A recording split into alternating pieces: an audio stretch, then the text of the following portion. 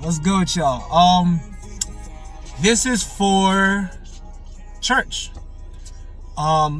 First things first, I wanted to say that the song I actually wrote it for two families that I know personally.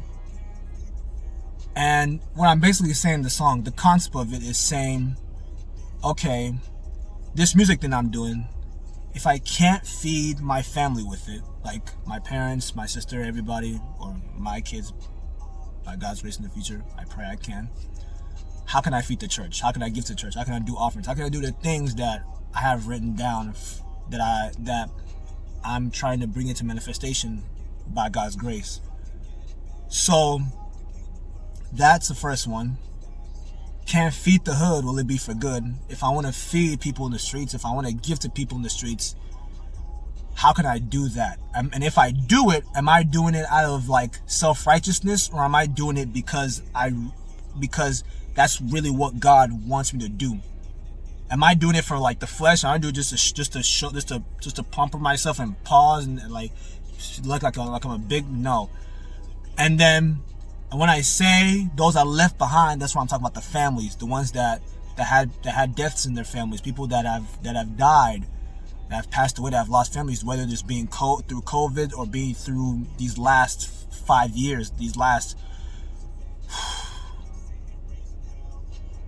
dangerous 5 years. So, I mean, these last dangerous 3 years. So, and then when I say Satan raising hell, all parallel. Good and evil, right? It's parallel. That's why I do this. That's why I do this. Good and evil, parallel. Good, evil. Two lines, whichever way they go, they don't touch. Two parallel lines never touch, right? Two parallel lines, they never touch, right? So they move at the same pace, but they never touch.